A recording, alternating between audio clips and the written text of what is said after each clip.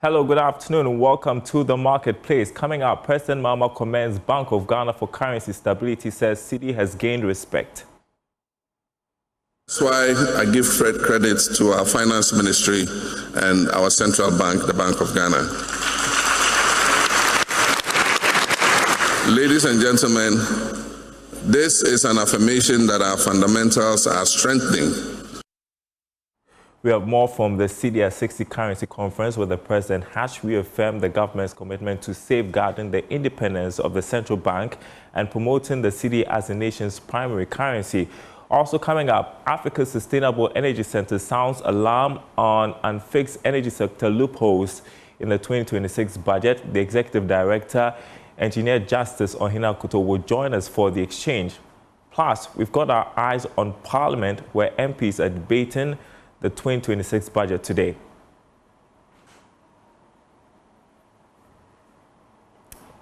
My name is Darryl Kwan. Thanks for being with us. Details coming up.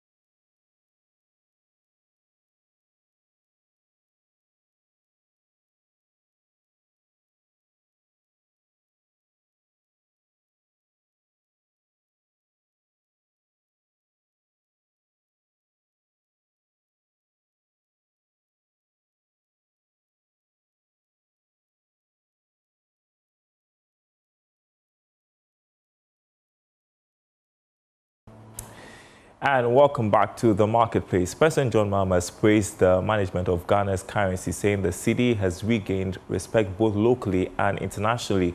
Speaking at the ASEC currency conference, the president commended the Bank of Ghana and the Ministry of Finance for their role in stabilizing the nation's currency.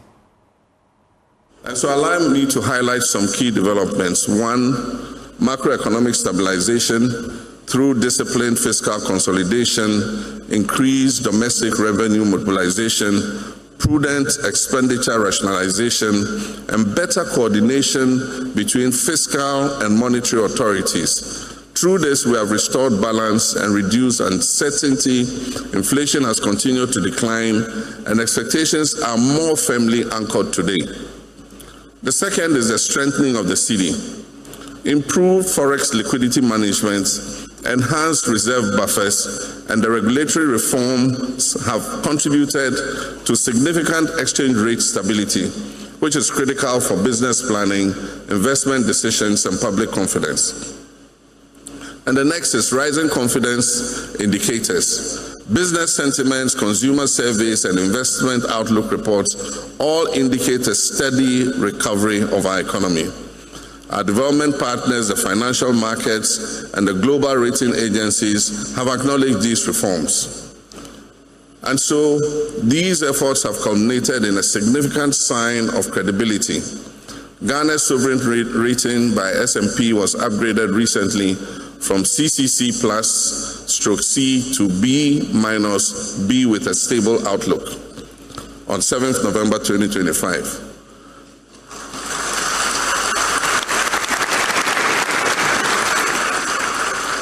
And that is why I give credit to our finance ministry and our central bank, the Bank of Ghana. Well, the president also reaffirmed the government's commitment to safeguarding the independence of the central bank and promoting the cedi as the nation's primary currency. Ladies and gentlemen, this is an affirmation that our fundamentals are strengthening and that we're on a clear path of recovery. These gains must be protected, consolidated, and expanded through policy discipline and institutional coherence. A core principle of effective economic management is an independent, credible, and professionally insulated central bank. And so let me state unequivocally that the government of Ghana is firmly committed to safeguarding the independence of the Bank of Ghana.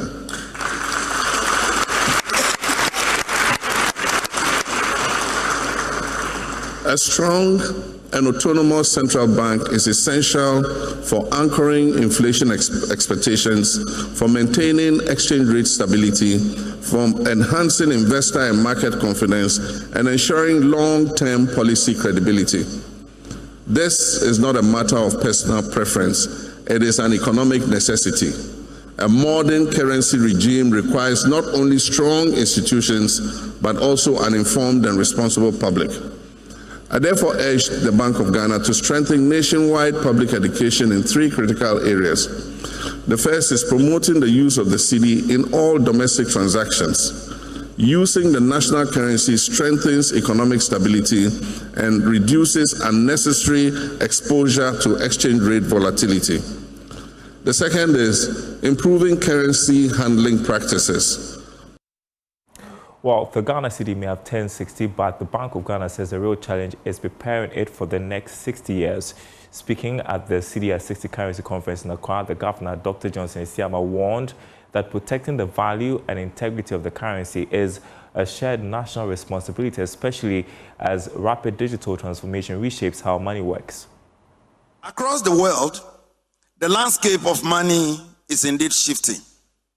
Digital payments continue to reshape behavior and expand access. Jurisdictions are advancing their thinking on CBDCs as well as tokenized instruments and raising new considerations around trust, interoperability, and privacy. Advances in artificial intelligence are redefining authentication, security, and lifecycle management. At the same time, global uncertainty, geopolitical realignments, and technology dependence all create new vulnerabilities for economies like ours.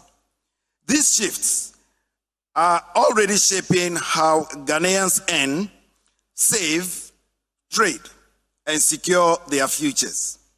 They call for steady leadership, clarity in strategy, and stronger coordination across institutions. The shifts also require a thoughtful approach to how the physical and digital dimensions of money will evolve together. As they say, cash continues to play an essential role in inclusion and resilience, while digital channels are expanding convenience and reach. Our work on payments, modernization, and the ECD reflects our commitment to secure and interoperable forms of value grounded in Ghana's realities and informed by global lessons. This must be reinforced by strong economic stewardship and institutional stability to ensure that the cedi retains its value and relevance. At the same time, we are strengthening efforts to re-anchor the cedi as the unquestioned medium of exchange, addressing the pressures toward currency substitution and dollarization, which threaten our economic sovereignty. You're watching The Marketplace, next, The Exchange. And as Ghana highlights its recent macroeconomic gains in the 2026 budget, the Africa Sustainable Energy Center, ASEC, is sounding the alarm. Executive Director Engineer Justice Ohene Akoto warns that despite fiscal stability, deep structural loopholes in the energy sector threaten to unravel the progress. He joins me on Zoom to break down the risks the budget overlooked and what must change. Good afternoon to you. Welcome to The Exchange on The Marketplace. So ASEC has praised Ghana's macroeconomic gains, but warns of fragility beneath the surface. What, in your view, is the single biggest risk the 2026 budget fails to confront in the energy sector? Yeah, hello, good afternoon to you, Darrow, and then good afternoon to your viewers. Regarding the budget, I'll say that so far the government has done well. They are doing a good job in managing the energy sector, and then also some of the allocation that has been done to the energy sector is good. But then ASEC is cautioning. We are warning that, hey, we don't just have to allocate funds to a sector, we need to allocate funds to a sector with caution. So what the biggest risks and the loopholes that we have identified is that the 20 billion allocation that we've allocated to the energy sector without performance accountability. That is one of the biggest that we have to look at. We say that we can't keep channeling money into a sector where the fundamental issues has not been resolved. So our caution is that, yes, the 20 million allocation to the energy sector is good, but we have to tie it to performance accountability. And then tying it to performance accountability, what are we talking about? You are talking about ECG reforms. This is a sector where ECG happens to be the weakest link. And then revenue mobilization, we are not able to collect over 30% of our revenue. So if we don't block that loophole and then keep channeling money into the sector, it is more of a narrative of just fetching water into the baskets. It just keeps accruing the debts that we are having without resolving the fundamental issue. So that is the major loophole within the budget. We need to tie it to performance accountability, majority with ECG. Yeah, like you point out, the budget allocates 20 billion Ghana cedis to shortfall payments and legacy IPP debt. Yet, you're saying there are no performance targets tied to this spending. Let's delve deeper into the specific accountability measures that the government should have included. Yeah, so like as I said earlier, the recovery of ECG, they are able to cover about just over 30%. So we have to rather go in phases. We need to tell ECG that, hey, you have to increase your revenue mobilization by, let's say, 20%. And then if you are able to do that, that is when we are going to channel X amount into that. So we need to tie it into the revenue mobilization of ECG. And one other thing has to do with the ECG reforms. One has to do with the privatization of the commercial leg of ECG. When you read the budgets, it was stated that it would be latter part of the year. But we need to expedite that. We need to bring it to the first quarter. That, hey, we tie it to this, that, hey, within the first quarter, we have to be able to have privatized the commercial arm of ECG. The conversation here is that we want to get an ECG where we are able to increase our revenue mobilization or our revenue recovery to 90% and then 100%. So that is one of them. The other reforms that we have to tie to is procurement processes in ECG.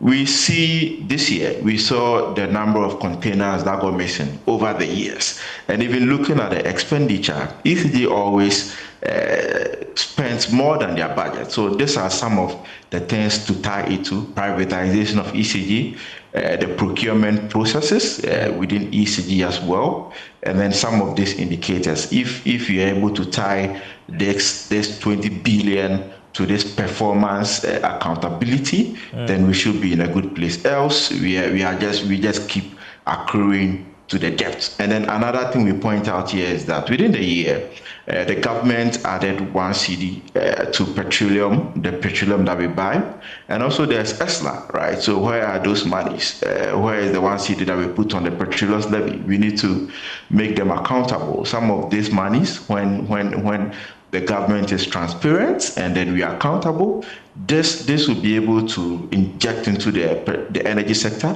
rather than allocating an extra 20 billion into the sector. The reason why we've not really seen the effect of the 1 cedi levy on fuel and then the ESLA has to do with 1, transparency, and then 2, because the fundamental issues has not been blocked. So we can't keep channeling money into a sector that we've not resolved the fundamentals, else we are just channeling like pouring water into the basket. So this is what ASEC is bringing out strongly.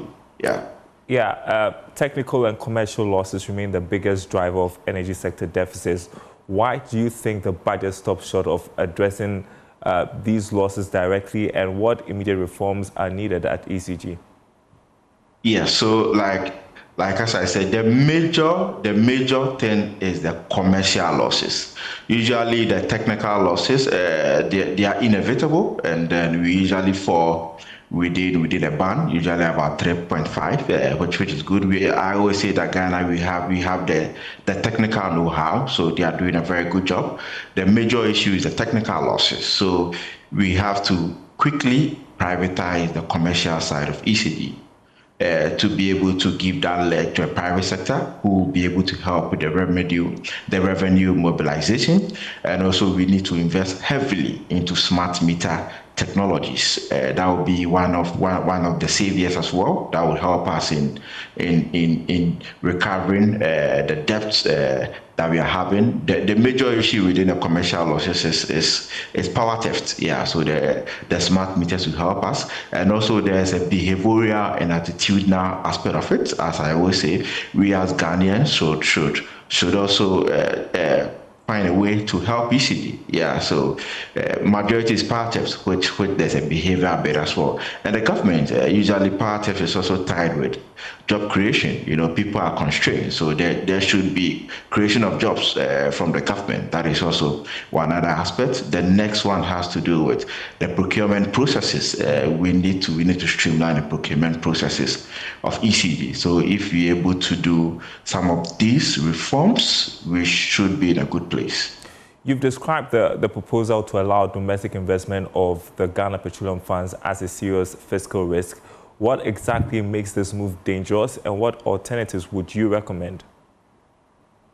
Yes, so with the Ghana Petroleum Funds, what we are saying is that it is usually used as an external stabilizer against commodity stocks and currency depreciation. When it comes to commodity stocks and currency depreciation, there are a lot of geopolitical factors that you cannot control. So what we are saying is that let's keep the petroleum funds to do what it's doing. We collected a lot of other monies, like as I said, the 1 cedi levy on fuels this year. We also have the ESLA. Where are those monies? We diverted some of the ESLAs, and at the moment we don't know where some of those funds have gone to.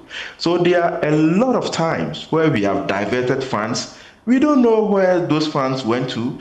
So what we are saying is that there have been funds for the energy sector, the 1 cedi fuel levy, the ESLA. Let's use those monies for what we said we will use them for. They should be able to solve majority and a chunk of our energy issues. And let's leave the Ghana Petroleum Funds to do what we said we will use it for. It's for commodity stocks and as an exchange stabilizers against commodity stocks and currency depreciation. Let's use them for what we said we use it for. And the funds that we collected, the 1 cedi levy on fuel, the ESLA, let's use those for what we said we use it for. That is helping and buffering the energy sector. That is what ASEC is saying. If you were advising the finance ministry today, what 3 reforms would you prioritize to make Ghana's energy sector financially sustainable over the next 5 years? Yeah, so what I'll say is first, transparency. We need to make the sector transparent. One is the monies, the levies that we've collected. What are we using them for? Transparency. And secondly, we have the cash waterfall mechanism. We are paying the independent producers, the IPPs. Who are those behind it? Where are the monies going? The debt keeps accruing. We need to be transparent. And the other thing is that we need to tie everything we are doing to performance accountability. We can't just channel money into a sector where we've put too much money and then we don't know where the monies are going. We need to make ECD accountable. We need to make all the energy sector players accountable for what they said they should do. There are other sectors that are equally struggling, which need support. If we are able to resolve some of these issues within the energy sector, we can channel this chunk of money into the sectors to help them as well. So we have to make sure that the energy sector is accountable, and then also a lot of transparency. That is what I would advise the finance ministry to do within the sector. Transparency and accountability, and we should be strict and stringent in our activities. Whatever we said we should do, let's be strict and stringent, and then we'll be able to make it work. Yeah. Thank you for joining us for the Tuesday Exchange on the Marketplace. I appreciate your time. Engineer Justice Ohia Kuto, Executive Director, Africa Sustainable Energy Center, ASEC. Appreciate your time. You're watching the Marketplace. We're taking a short break. When we come back, we take you to Parliament where MPs are debating the budget.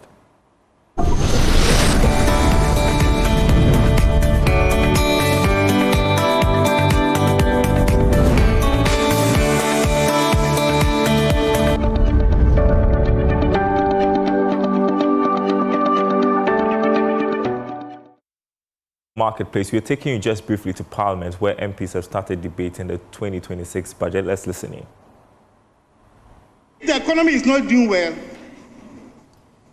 Why can Ghana alone achieve about 99% of the convergence criteria? I'll refer you to table 5, Mr. Speaker. The first item is budget deficit. The target is 3%. We are doing 2.3%. We have achieved that. The second one is inflation. The target is 5%.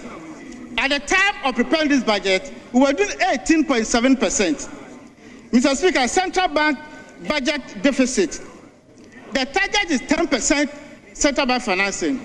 We are doing zero financing, zero. Whereas our brothers pump about 60 billion Ghana cedis from central bank to finance government activities. That's why they run at a loss. So if a government can achieve this criteria, you are saying the government is not doing well. Mr. Speaker, let's look at our performance as against what they left us in 2024. Mr. Speaker, the annual inflation in year 2024 was 23.8%. By October ending, we recorded 8%. Fiscal balance, percentage of GDP, Mr. Speaker, on commitment basis. MPP left at negative 7.9. We are reporting 1.5%. Primary balance as a percentage, they did negative 3%. We have did positive 1.6%. I'm coming to the cash. The first commitment, and I'm coming to the cash. Mr. Speaker, Honorable Kojo Oponkroma is not comfortable with the numbers. Book no lie. Book no lie. Mr. Speaker, the next item, primary balance on cash basis, they did negative 1.2%.